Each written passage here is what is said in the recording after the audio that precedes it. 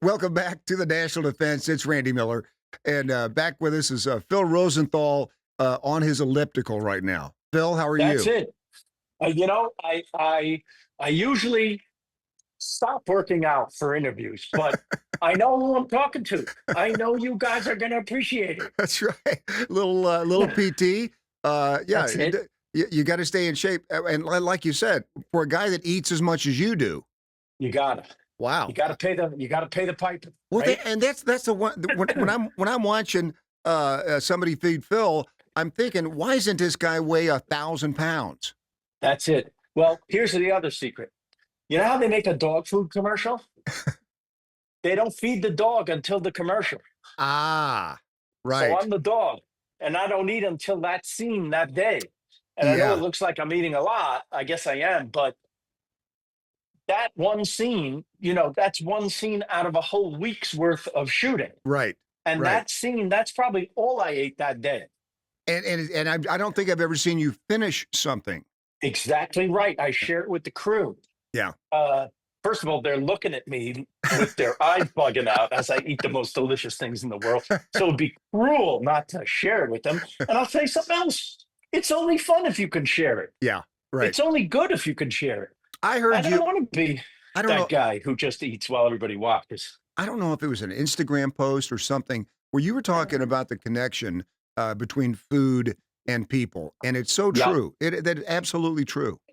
Yes, food is the great connector, and then laughs are the Yeah, cement. So if absolutely. you and I don't know each other and we're not doing a podcast together, we're probably going to meet over a meal, Yeah. as most of the world does, and it's a universal thing that everybody does and everybody likes. And so the food comes, and we're already in a good mood. We don't want to kill each other, uh, and if we share a smile or a laugh, Yeah, then now we're friends, yeah. and we'll eat again. Love it. We're talking to Phil Rosenthal here on the National Defense. Obviously, created Everybody Loves Raymond and is now in season 8 of That's right. Somebody Feed Phil. And what I love about talking to you, Phil, is that our audience is everywhere you go. I mean, they are all That's over the right. world, and so they That's they right. they look at your show as like they're taking notes. They may be in Georgia, they may be in Russia, they may be Yep. anywhere, and Yep. and all of a sudden they've got a place to eat and they've got a thing to do. But you're Nothing makes me happier than knowing that our great servicemen and women are maybe getting a little inspiration from my silly show as to where they can eat on their downtime. That makes me so happy if I can give them a little something of all they give to us. I'm very grateful to our servicemen and women. I wish them nothing but the best in thank life. you, thank you for that. I appreciate that. I loved what Ray Romano said about your show.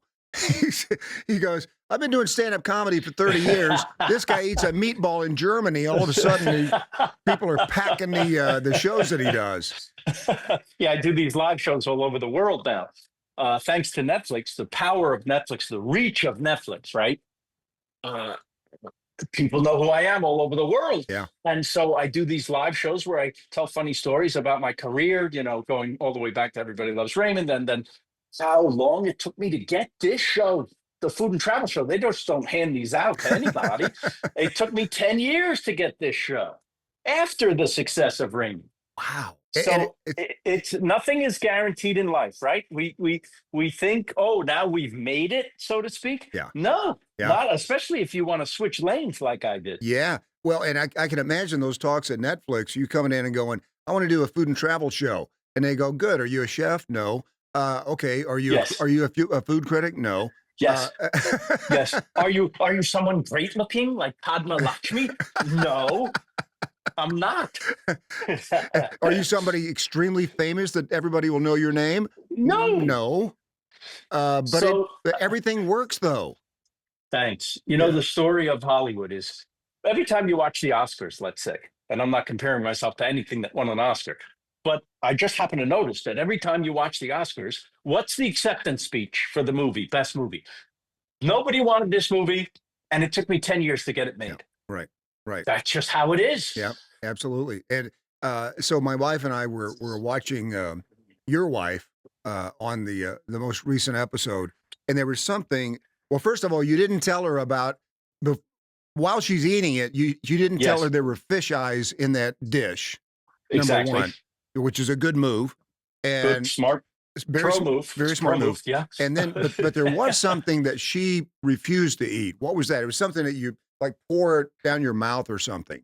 It was, sounded disgusting, but you thought it was fantastic. I'm trying to remember what that It was was. the same show where you had the orange wine. She wasn't in that show.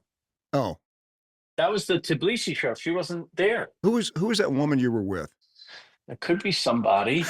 Uh, could be somebody else. Maybe we shouldn't tell my wife Yeah. who that was. We're talking to Phil Rosenthal here in the National Defense. You know, leave it to you to travel to Russia. I mean, at a time in history when, things are crazy, and you went to Georgia, and Yeah, I loved the fact you had the little kids out, yeah, yeah. and then you put up the link to support those kids, That's and right. and I just congratulations, that was a These fantastic. are kids who've been displaced by war, who've suffered abuse and all it. And there's this wonderful organization started by two Americans uh, who live there and have relatives there. Yes. And listen, every single episode, I try to highlight some local people that are doing good in the world. There's enough bad in the world. Yeah. We watch the news. I don't have to tell American servicemen and women. There's enough bad Yep. news. Right. There should be a little spot of brightness for humanity to shine through. Most of the world is good and sweet and nice. We only see the 1% of terrible because that's what the news is. It's this, they, like my friend said, nobody reports on all the planes that landed safely today, Right. Right. Absolutely. right? Yeah. So that's, I'm trying to provide a little bit of not how I want the world to be, Hmm. but how it really is, how I find it. Nobody's putting on a show for me. These people are real. And I'm sure all of you watching and listening here, even though you're dressed as soldiers sometimes, you're meeting great people. Yeah, absolutely. And that's something that we try to reinforce on this show all the time because when you're in the military, Yeah. you get it right, right? I mean, you don't Yes. care the person on your right or the person on your Yes. left in the foxhole. You don't Yes. care where they're from. You don't care That's right. what color their skin is. That's right. You just are glad that they are there, right? We're literally all marching in the same Yeah, direction. absolutely, absolutely. We're talking to Phil Rosenthal here on the National Defense, and he's on his elliptical. I But feel most people in the world want the same things out of life. yes, absolutely. We have so much more in common than we do our differences. Most people want to be happy and healthy. They want their children to be happy and healthy. They Yeah, want clean air, food, and water. These are not political things that right, people want. right. These are the basics. And they want to be treated nicely. Do unto others as you would have them do unto you. And I swear the world would be Oh my, infinitely better. oh my gosh. What you talked about your tour, Phil, an evening with Phil Rosenthal, and you are coming. We're based in Kansas City, Missouri. You're going to be here at the Uptown Theater on August 16th at the Uptown, and I can't wait for that show. What happens at the show? What happens with the show is we show a little highlight reel of somebody feet Phil, and then I come out with a moderator, a different moderator, a local moderator for every show, and they can ask me whatever they want. And I tell hopefully funny stories about my career and Raymond and everything, and getting this show and all the funny things that my brother puts me through in the show. And then the whole second half of the show is Q&A with the audience, which is my favorite part Oh, I bet. because the people are always great, funny, and we get everybody from little kids all the way up to dead people. What is one of the strangest questions you've ever been asked? I love little kids when they ask questions.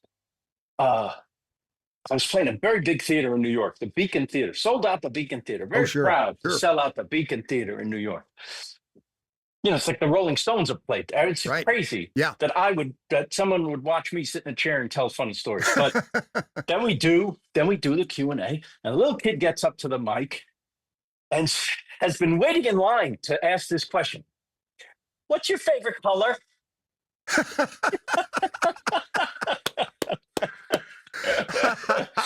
What is your favorite color?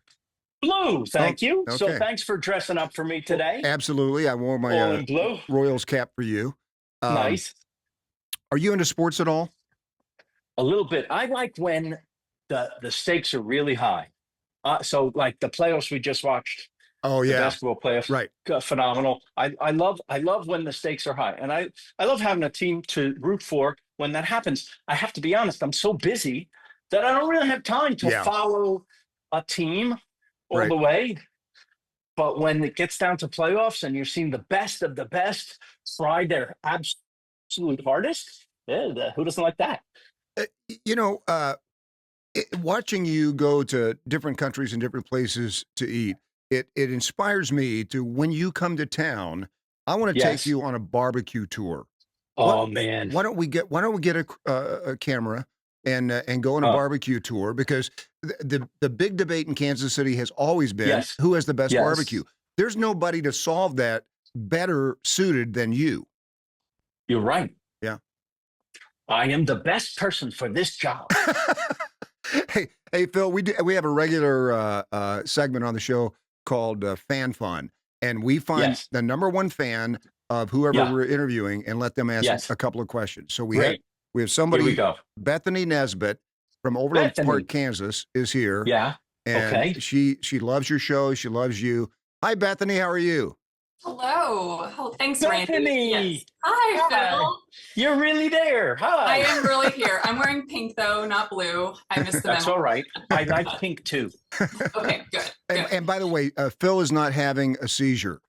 He is on an elliptical right now. I figured So, that. All You right. got to I've been do on something. many. Yeah. If you're going to eat like me, you got to do it. Yep, I appreciate that. You got a special question or two for Phil here? I do have two questions, but before I start that, I do want to say I've like Randy said, been a fan since season 1. I've introduced a ton of friends and family to your show, and they absolutely love it, like I do. How much do I owe you? I mean, I've turned like 50 people onto the show, so That's I at don't least know. that's at least 50 cents, I think. Yep, Yeah, I that's right. think 50 cents would be great. And then also, your show has been especially meaningful lately because I recently got engaged in LA, which I know you live there, and Mazel tov. Wonderful. and then we are getting married in Italy. So, which you and Oh. Monica are invited Oh, to, yeah. by the way. So That's a very good, by the way, Italy. yeah. Very nice invitation. yes, Where in Italy? Tuscany in late February. So Oh, the best. The best. very excited. Great. Okay, so 2 questions for you. The first one is a 2-parter. Yeah. One, over your travels from Vietnam to Venice, you've bonded deeply with diverse communities. Yes. What do you find is the most powerful element that allows people from different cultures to genuinely connect around food? And has that changed your perspective on anything, people, food, or even yourself? This is such a great question. I started to answer some of it with our friend just now, but I think people like specific things, right? So everybody's cuisine has certain specificities that maybe other ones don't. But I learned as a writer, okay, that the more specific you get in your writing, the more universal it becomes. Why? Because even though, I'll give you an example.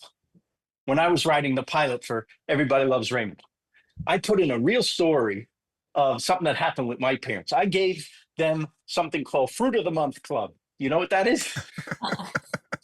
I know what that is. Every month, a box of really nice fruit gets delivered to their house. So the first month is pears, the next month might be peaches, the next month, so it's a whole year full of fruit. When they got the first box, they freaked out because they thought, this is now going to come every month. What are we going to do with all this fruit?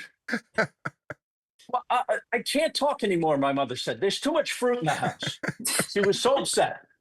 So that was a very specific thing that happened to me.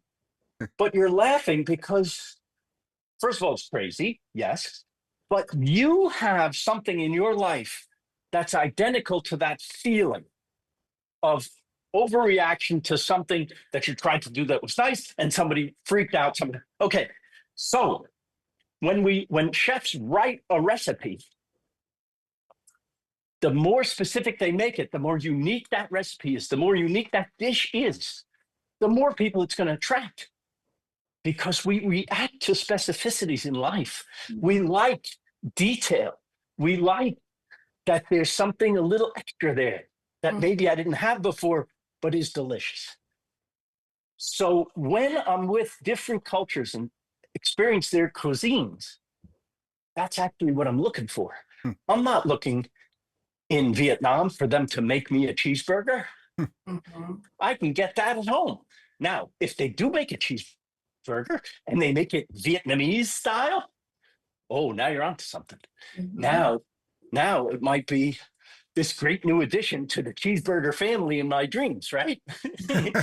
So this is the profound thing that I found is that the more specific something is, the more universal it becomes. I hope that answers your question. Yeah, Pretty that's good. really interesting. I hadn't thought about that before, but that's a great, Yes. great answer. It's why you like Italian food. It's why you like any nationality's food. Right. It's because it's specifically that. I'm not saying authentic. I'm saying specifically. Authentic is a misused word, I think, or maybe an overvalued word. Because let's say a grandma in Italy makes a sauce, right, for pasta, and you have it, it's delicious. The grandma next door makes the same sauce, but it's different. Different spices made you think, who's more authentic? So authentic's not what I'm going for. Yeah. I'm going for delicious, number one, and specific, number two. Yeah. That's it. Okay. Pretty good. And then my second question, across the 8 seasons, I know number 8 just came out. What's the most unexpected or surprising moment you've had while filming Somebody Feed Phil? Something that completely threw off the plan, but ended up being unforgettable. So my brother is the showrunner. He's actually the executive producer of the show. He runs the show, and he pretty much tells me what to do. Like, not just the food stuff, which I do have a good hand in, but he tries to convince me to get out of my comfort zone because, quite frankly, he's trying to get even for when we were kids. Right? And I was his big brother who pushed him around. So now he's pushing me around as the boss. And he tells me, oh, you're going to go in this race car in Austin, and it's going to go 187 miles an hour. I say, no, I'm not doing that. And he says, you're doing it. It's going to be great. And I say, no. And he says, yes. And I say, no. And he says, yes. And I say, all right. He forces me out of my comfort zone. And every time I do it, whether it's that or jumping in the cold water off of Ireland or getting I don't know if you saw the Tbilisi episode, but I go into one of these sulfur baths and then a guy beats me up with a loofah. This is all hilarious to him. And I don't enjoy it, but every time I do it, I'm happy I did it. Why? Because I lived. Yep.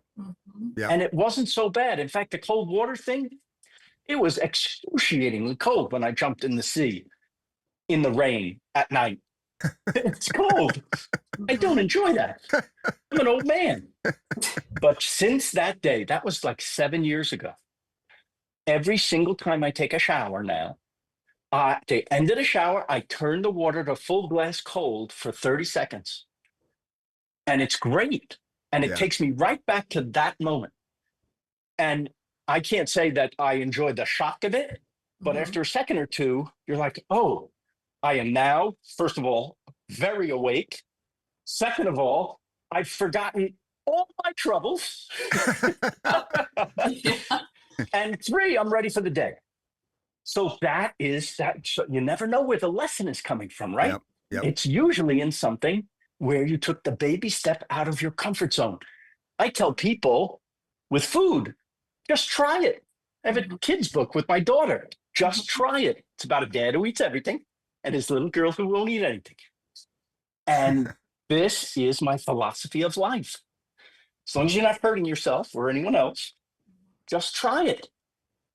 There's so many adults who have the palate of a 4-year-old. Right. Why? Because they never evolved, even though your taste buds actually do evolve as you get older.